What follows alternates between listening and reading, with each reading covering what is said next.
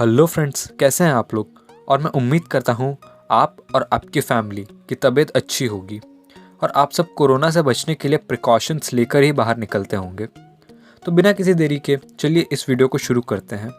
In our today's topic some unheard facts about Taj Mahal. So number 1, दरअसल जो हज़ारों tourist Taj Mahal को देखने आते हैं उन्हें ये बात नहीं पता वो जिस ताजमहल के हिस्से को देख रहे हैं वो असल में ताजमहल का पिछला हिस्सा है। असल में जो शाही दरवाज़ा है वो नदी के किनारे दूसरी तरफ है, क्योंकि मुग़ल सल्तनत के टाइम पे असल में ताज तक पहुंचने के लिए नदी ही मुख्य रास्ता थी, जहां एक चबूतरा भी था, पर नदी का स्तर बढ़ने के कारण वो नष्ट हो गया। यही वजह है कि आज लोग ताजमहल को उस तरह से नहीं देख पाते जिस तरह से शाहजहां चाहते थे। नंबर 2, जब ताजमहल की नींव बनाई जा रही थी तब वहाँ बहुत सारे कुएं खोदे गए थे। इन कुओं में ईंट पत्थर के साथ साथ आबनूस और मोहगनी नाम के पेड़ के लट्ठे डाले गए ताज की नींव को मजबूत बनाने के लिए। पर इन लकड़ियों की एक खास बात भी है। असल में इन लकड़ियों को जितनी ज़्यादा मॉइस्चर मिलेगी ये उतनी ज़्यादा मजबूत रहेंगी, और इन लकड़ियों को नमी ताज के पास बहने वाली यमुना नदी से मिलती है।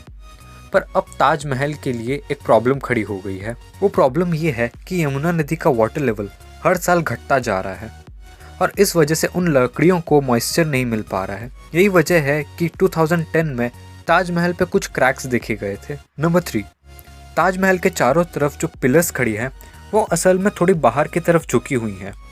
इसे ऐसा इसलिए बनाया गया है because in case of earthquake अगर चारों पिलर्स गिरें तो बाहर की तरफ गिरें, मेन बॉडी को कोई भी डैमेज ना आए। नंबर 4, आप सबको ये बात तो पता ही होगी कि कुतुब मीनार भारत की सबसे ऊंची मीनार है, पर क्या ये बात आपको पता है कि ताजमहल की हाइट कुतुब मीनार से भी ज़्यादा है। असल में ताजमहल की हाइट 73 मीटर्स है और कुतुब मीनार की हाइट 72.5 मीटर्स है। नंबर 5, ताजमहल 1631 में बनना शुरू हुआ था और 22 ईयर्स के बाद 1653 में बन के तैयार हुआ था। इसे बनाने के लिए 20,000 मजदूरों की मदद ली गई थी। इसके तैयार होने के बाद शाहजहां ने उन्हें पूरे लाइफ की सैलरी दी और एक हलफनामा पे दस्तखत करवाया जिस पर लिखा था कि वो ऐसी कोई भी दूसरी इमारत नहीं बनाएंगे, नहीं तो उनके दोनों हाथ कटवा दिए जाएंगे। नंबर 6, ताजमहल को बनाने के लिए सफ़ेद संगमरमर के पत्थर यानी वाइट मार्बल को इस्तेमाल में लिया गया था और ताजमहल पर किए गए कई तरह के सुंदर डिज़ाइन इटली के कारीगरों से सीखकर बनवाई गई थी और उन डिज़ाइंस में बहुत सारे कॉस्टली स्टोन्स और जेम्स जड़े गए थे, जिसमें जेड और क्रिस्टल चाइना से आया था, लैपिस लजाली अफ़गानिस्तान से, टर्क्वाइज तिब्बत से, जैस्पर पंजाब से, सफ़ायर श्रीलंका से और कर्नीलियन अरब से आया था। इसी तरह से 28 प्रकार के जेम्स अलग अलग देशों से लाए गए थे। जब ताज बना था तब ताज के ऊपर कलश सोने का था, पर 19th सेंचुरी में इसे बदलकर कांसे का कलश लगवा दिया गया। इन सब के पीछे की वजह है ब्रिटिश। 1857 के आंदोलन के बाद उन्होंने सारे बेशकीमती जेम्स को ताज से निकलवा लिया था, और अगर हम इन्फ्लेशन को कैलकुलेट करें तो अगर आज हम वैसा का वैसा ताज तैयार करना चाहें तो हमें इसमें लगभग 20,000 करोड़ का खर्च आएगा। नंबर 7, एक कहानी प्रसिद्ध है कि शाहजहां अपने लिए भी एक काले रंग का ताजमहल बनवाना चाहते थे, यमुना नदी के दूसरे तरफ, ठीक मुमताज के ताजमहल के सामने, पर ऐसा करने से पहले ही उनकी मृत्यु हो गई थी।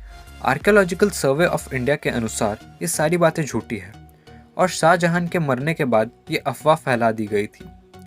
उन्होंने इसकी जांच के लिए वहाँ खुदाई भी करवाई, पर वहाँ उन्हें ऐसा कोई भी सबूत नहीं मिला। नंबर 8, कई देशों में ताजमहल की नकल की इमारत भी बनाई गई है, जैसे चाइना, कोलंबिया, बांग्लादेश, और ऐसी ही एक इमारत भारत में भी है जिसका नाम बीबी का मकबरा है और ये महाराष्ट्र के औरंगाबाद में है। इसे मुगल बादशाह आजम शाह ने अपनी माँ दिलरास बानू बेगम के याद में बनवाया था। नंबर 9, वर्ल्ड वॉर 2 के दौरान गवर्नमेंट ने ताज के मेन गुंबद को बांस से पूरी तरह कवर करवा दिया था, जिसे जर्मन और जापानीज एयरफोर्स को भ्रमित किया जा सके और ताज की सुरक्षा की जा सके। 1965 और 1971 के इंडो पाक वॉर के दौरान भी ऐसा ही किया गया था। नंबर 10, जैसा कि आप सब जानते हैं कि एयर पॉल्यूशन हमारे लिए कितना खतरनाक है और ये पॉल्यूशन ताजमहल को भी नहीं छोड़ता है। दरअसल हमारे एनवायरनमेंट में जो भी हार्मफुल गैसेस हैं वो हमारे एनवायरनमेंट के मॉइस्चर में मिलने के बाद बादलों में मिल जाते हैं। तब वो एसिड रेन के रूप में जब ताज के ऊपर में बरसते हैं तब ये एसिड मार्बल से रिएक्ट करती है। यही वजह है कि 7 अजूबों में से एक सफ़ेद सुंदर ताजमहल का रंग अब धीरे धीरे पीला पड़ने लग गया है। तो उम्मीद है कि ये सारी जानकारियाँ आपको पसंद आई होगी। तो मिलते हैं अगले वीडियो में। जय हिंद, वंदे मातरम।